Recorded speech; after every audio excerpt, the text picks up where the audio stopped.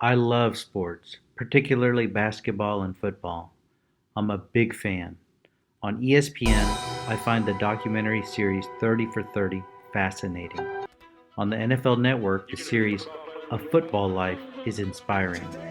These two series tell the stories behind the lives of some of the most famous and successful athletes in our lifetimes: Roger Staubach, Tom Landry, Barry Sanders, and Pat Tillman, to name a few. One of the reasons why football is so popular is that it is a metaphor for life.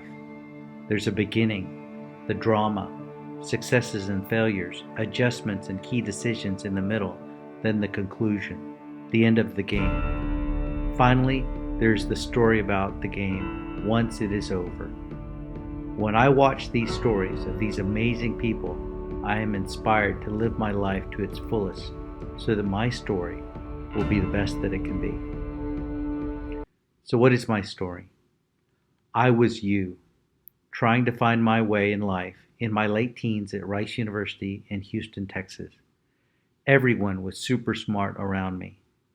I quickly realized at the time that I did not have the natural academic ability that most of my classmates had. Rice University at the time had many classes that graded on a curve.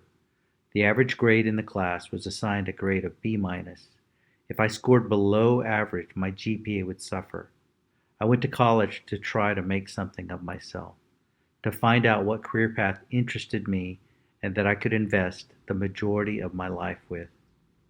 The career I settled on had to allow me to have what I considered a comfortable life so I could own my own home, get married, and raise children of my own that could have their own great life experiences.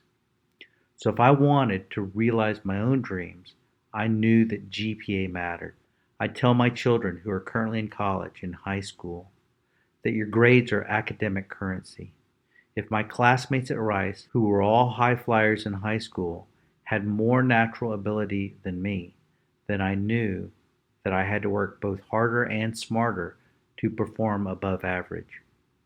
So, like a walk on athlete that wanted to make the college team, I gave academics my all. I learned to get by with less sleep, study more efficiently, and formed friendships with classmates that I could study with. There were many Friday nights, weekends, spring breaks, and Christmas vacations that were not spent partying or socializing, but instead studying and preparing for the next paper, reading the next book, or preparing for the next exam. Importantly, I identified mentors, students who became role models of character, conduct, and academic excellence that I admired and sought to emulate. One important mentor was my health professions advisor, who I met with regularly to give me advice about possibly entering medical school and how to optimize my chances of successfully gaining admittance to medical school. These mentors, Rice University, my friends, and a lot of sweat equity eventually allowed me to gain acceptance to Baylor College of Medicine. Baylor College of Medicine was like the NFL, the Professional Football League, just like in college where I, the walk on, had suddenly made the team academically. Now I had graduated and been drafted by the pros. I thought the Rice students were gunners. I quickly learned that medical school is just the top 20% of college students put together into graduate school. It is type AAA, or naturally gifted students, all placed into the process of becoming the next generation of doctors. The workload is basically twice that of college, but I applied the same basic principles that I learned at Rice to navigate my way through the medical training process. Work your butt off, train, get better, smarter, more efficient, learn to multitask, and find friends that you can work cooperatively with. At Baylor, I met some of the brightest, naturally gifted people that I have ever known, true geniuses that could, without missing a beat, draw the structural formulas from memory of the essential and non essential amino acids, or recite and recall information naturally as fast as you can look it up on your smartphone today. The Baylor faculty were also amazingly accomplished and inspired all the medical students to go out and change the world for the better.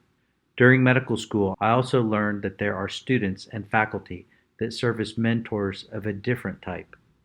They were perfect examples of what I did not want to become: arrogant, egotistical, rude, and cutthroat.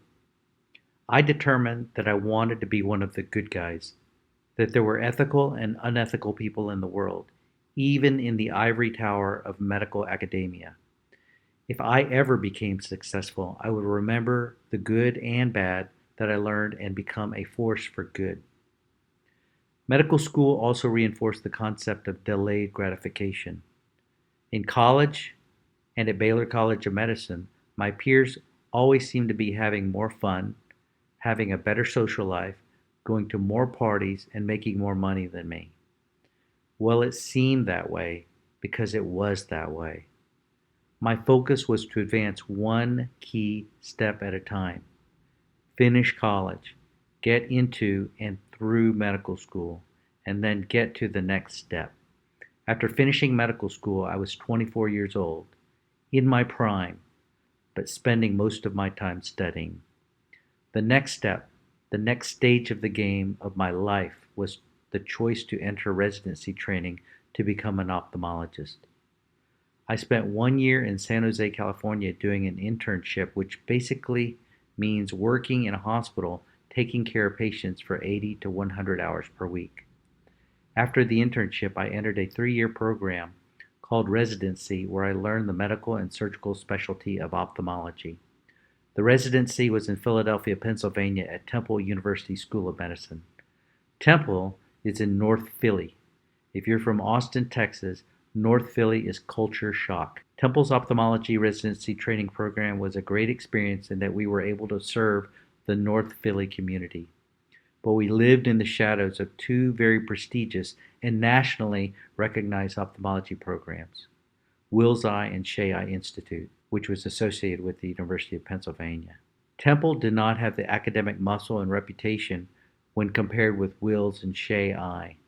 In order to not be outgunned by the competition, I discovered that Wills had lectures every morning from 6:45 to 7:45 and on weekends. Temple's clinics and lectures did not start until 8 a.m. So I made it part of my routine to go to the Wills lectures to learn from some of the country's most prominent ophthalmologists, then make the 15-minute drive to North Philly to start my regular work at Temple. In the end, I had a great experience and great training in Philly because I was able to enhance my education by using Temple as my program, but adding Wills lectures and conferences into the mix.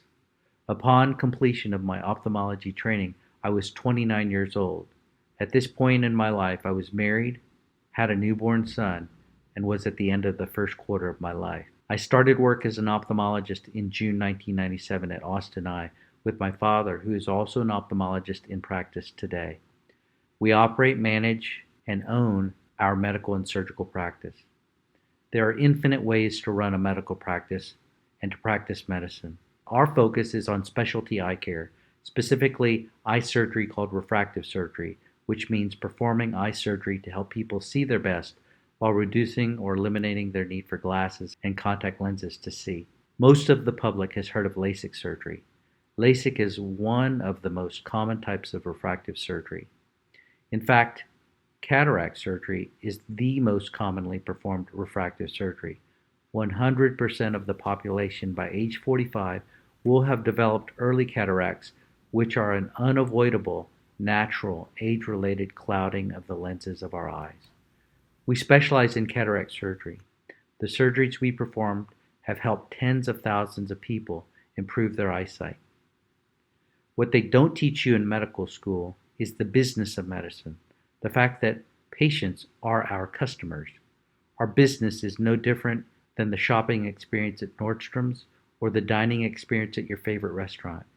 Yes, you want a product, in our case, better vision, treatment of your medical, surgical, or optical problem, but you also expect and value how you are treated from each contact with the business. You search page 1 of Google for the service and click on the websites listed in the top 5. You click the business website to learn about the business and to find the phone number to call. You gather additional intel by searching online reviews on Google or Yelp and looking at the business's Facebook or Instagram page. If you like the online presence of the business, then you pick up your cell phone and call or fill out an online contact form to request more information.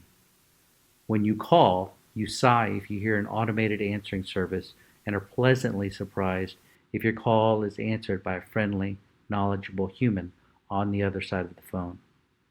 When you arrive for your appointment, you value a smiling, friendly person to greet and facilitate your visit. Think about how you are treated when you enter any Apple store. You want the staff that helps you during your visit to be friendly, professional, and knowledgeable. You want the doctor to be knowledgeable, professional, and to help you understand your problems and to help you resolve them. In the end, you expect your customer experience to meet or exceed expectations. We work hard to hire, train, and retain the best staff to create the greatest patient experience and great surgical outcomes for our patients, our customers. We explain and share the why behind what we do with our staff. It is reflected in our mission statement. Our vision, perfecting yours. We seek to use our collective vision and expertise in training to optimize the vision of our patients so they can experience life to its fullest. We are a rare practice that has made a significant effort to market our services to the public with a TV campaign that is now in its 5th year. We realize that nothing in life that is truly valuable is easy. It's a lot of work that is done by people who are willing to go the extra mile and work while others play. Truly successful people and businesses are willing to apply constant, deep effort to ensure the success of the mission. We live in a social media generation where everyone wants it easy and fast, from Bumble to Tinder to Instagram, Snapchat, and Facebook. As a society, we all realize, or if you haven't, you will learn that things that are easy and easily reproducible have very little value to us as humans. There is a key concept. If everyone can do it, then it has very little value. Think selfies and pictures of your lunch, dinner, and dessert. Anyone can eat. That's not a skill that is valued. People value things that are rare and which have deep value. Find a pathway where your skill is rare and has deep value. Society values creativity and creators. When individuals can improve the quality of your life with their skill or products, that has value. Find your niche. And when you make it happen, give back. Pay it forward to the next generation to make the world better. As the UT motto says, what starts here changes the world. I am at the midpoint of my life at age 49. It's the end of the second quarter, halftime. If I were to have a story written about me, I would want it to show that I never took the easy way out. I executed a game plan to win in the game of life, and that I made a difference for the better for those whose lives I touched. And ultimately, the influence that I made will help the generations that follow. So my advice to you, while you are in the first quarter of your football life, is to give academics your all. It really is academic currency to fuel your future. Be prepared to delay gratification if you want to achieve big things in life. Identify role models, positive and negative, that can help you improve along your journey. Develop a vision that can inspire and help others. Never stop giving life your best. Strive to perfect your life each day and choose to do things of great value. And during your lifetime, once you have found success, give back. Thank you very much for your time, and best of luck to each of you.